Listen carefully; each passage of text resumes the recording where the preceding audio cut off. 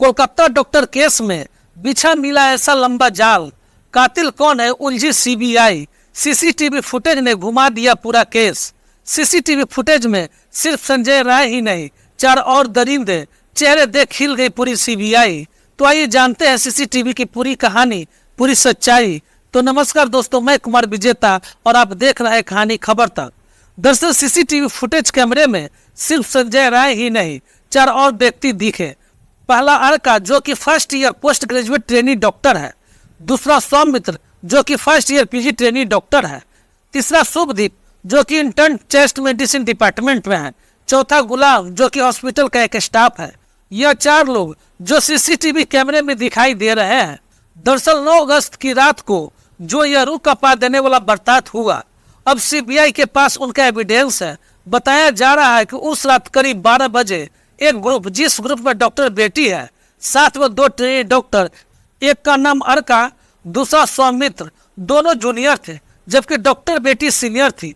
तय 30 घंटे की लंबी शिफ्ट खत्म हो जाती है। यह तीनों जाते हैं, डिनर करते हैं। करीब 12 बजे डिनर करने के बाद यह ग्रुप डिसाइड करता है कि थोड़ा रिलैक्स हो लेते हैं। यह 12 बजे का तकरीबन सेमिनार हॉल में जाते हैं और वहाँ डिसाइड होता है कि नीरज चोपड़ा का ओलंपिक भाला वाला फाइनल जो है उसे देखा जाए और आराम किया जाए। 36 घंटे के लंग शिफ्ट के बाद अर्का, सौमित्र और डॉक्टर बेटी तीनों नीरज चोपड़ा का ओलंपिक गेम देखते हैं और उसके बाद लगभग 2 बजे के करीब सौमित्र और अर्का दोनों सेमिनार हॉल से बाहर चले जाते हैं और सेमिनार हॉल के जस्ट अपोजिट साइड एक स्लीप रूम होता है जहां पर पुलिस में फिलिया किया जाता है। कहने का मतलब नींद में उसके शरीर में क्या क्या बदलाव हो रहे हैं वो चेक करने के लिए एक रूम बनाया गया है। उस हॉस्पिटल के अंदर उस रूम में जाकर दोनों डॉक्टर अर्का और सुमित्रा सो जाते हैं। लगभग 2 बजे के आसपास डॉक्टर बेटी अकेले सेमिनार रूम में रेस्ट करने का फैसला लेती है। इसी बीच जो तीसरा डॉक्टर होता है, जो इंटर्न होता है, यानी कि शुभदीप, वह भी इन तीनों के साथ ड्यूटी पर था। दरअसल शुभदीप 3rd फ्लोर पर था और यही 3rd फ्लोर पर सेमिनार रूम भी है जहां वारदात हुई है। उस फ्लोर में एक और रूम है, इंटर रूम, वहां मौजूद रहता है शुभदीप। जरा इस बात को ध्यान से समझिए। लेकिन उससे पहले दोस्तों, डॉक्टर बेटी को न्याय मिले और जो उसके अपराधी है उन्हें कड़ी से कड़ी सजा मिले, इसके लिए इस वीडियो पर एक लाइक तो बनता है। फटाफट वीडियो पर लाइक कर दीजिए। दरअसल दोस्तों, इसके बाद सीन ऑफ इवेंट कुछ इस प्रकार से सामने आया। सीसीटीवी फुटेज में केस पूरा उलझ सा गया है और सीबीआई को 4 लोगों के पॉलीग्राफ टेस्ट की डिमांड करनी पड़ी, यानी कि लॉ डिटेक्टर टेस्ट। जी हाँ दोस्तों, अब ध्यान से सुन। रात के 2 बजे दोनों डॉक्टर सुमित्र और अर्का डॉक्टर बेटी को सेमिनार हॉल में छोड़ते हैं और सोने के लिए स्लीप रूम, यानी कि सेमिनार हॉल के जस्ट सामने वाले रूम है, वहां चले जाते हैं। 2 बजे डॉक्टर निकलते हैं। सेमिनार हॉल से डॉक्टर बेटी अकेली है। ठीक रात के 3:42 पर संजय राय पार्किंग में देखा जाता है, अपनी बाइक को हॉस्पिटल के गेट के पास खड़ा करते हुए। 3:48 को इमरजेंसी बिल्डिंग, जिसका 3rd फ्लोर पर सेमिनार हॉल था जहां बरसात हुई थी, उस इमरजेंसी बिल्डिंग के अंदर घुसता नजर आया है और 4:03 पर कॉरिडोर के पास पहुंच जाता है। वह कॉरिडोर, वह गलियारा जहां पर सेमिनार रूम मौजूद है, 3रे फ्लोर पर तो ठीक 4:03 पर सीसीटीवी कैमरे में कैप्चर हुआ है। लेकिन रुकिए, अभी 4 बजे से पहले, सिर्फ 3 मिनट पहले जिस प्रकार से इंफॉर्मेशन निकलकर सामने आ रही है इंटरनेट पर और आज तक के शो में भी बताया गया है, ठीक 4:03 पर संजय राय गलियारे में देखा जाता है और उससे 3 मिनट पहले 4 बजे एक शख्स दिखता है। यह शख्स है गुलाम, जो कि हॉस्पिटल का एक स्टाफ है। यह 4 बजे 1st फ्लोर से 3rd फ्लोर की ओर जाता नजर आया है। सीसीटीवी कैमरे में 4 बजे संजय राय अंदर घुसता है सेमिनार हॉल के उस गलियारे में और 4:03 से पहले 1st फ्लोर से 3rd फ्लोर पर गुलाम जाता है। आप समझिए, सीसीटीवी फुटेज में 4 से लेकर 4:03 के बीच में गुलाम 3rd फ्लोर से वापस 1st फ्लोर तक आते हुए नजर आता है। ध्यान से सुनिए दोस्तों, और आपको बता दे जो संजय राय की मूवमेंट है वह किस प्रकार होती है। 4:03 पर सीसीटीवी कैमरे में कैद होता है संजय राय उस गलियारे से जाता हुआ आता हुआ जहां पर सेमिनार रूम मौजूद था।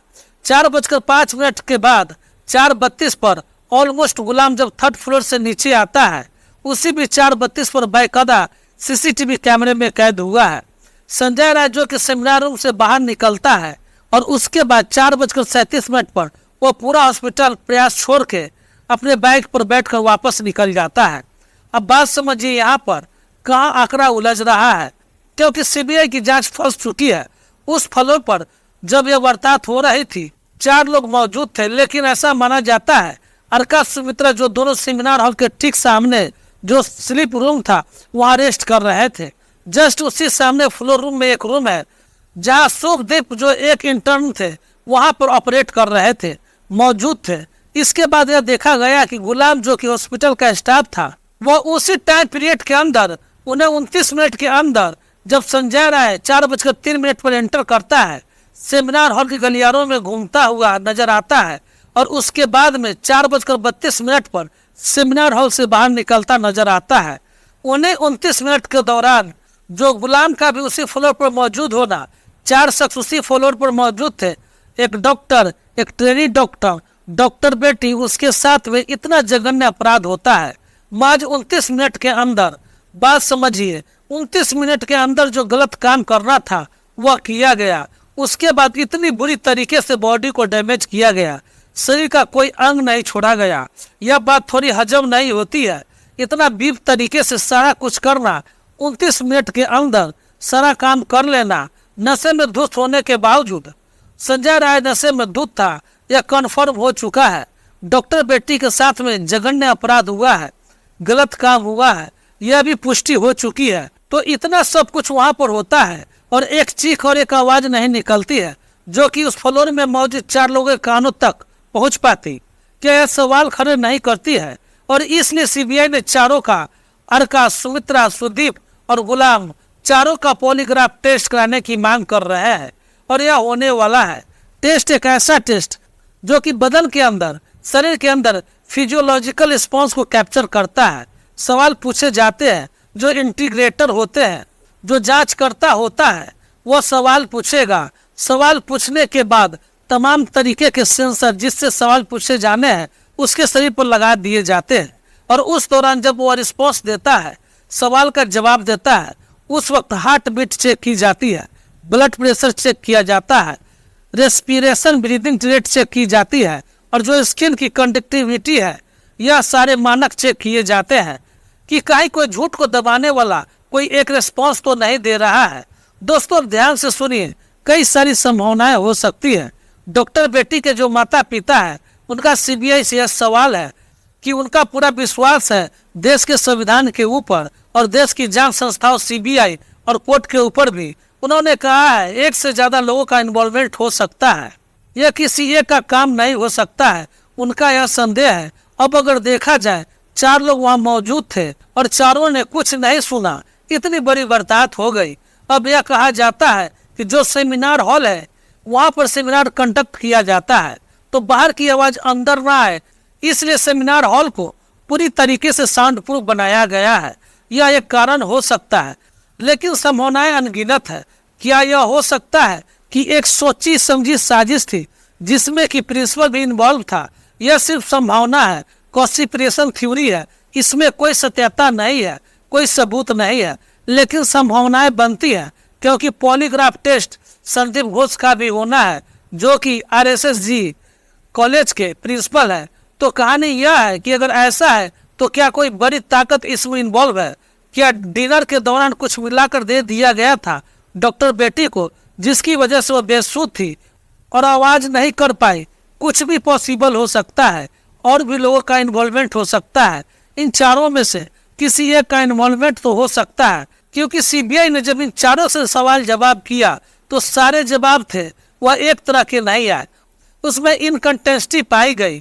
तो यह सीधा इशारा करता है कि कहीं ना कहीं कुछ सच है या और कोई डिटेल है जो यह जानते हैं पर बता नहीं रहे हैं, किसी के दबाव में नहीं बता रहे हैं। यह सिर्फ महज एक सीधा सा क्राइम है, कोई नहीं कर सकता।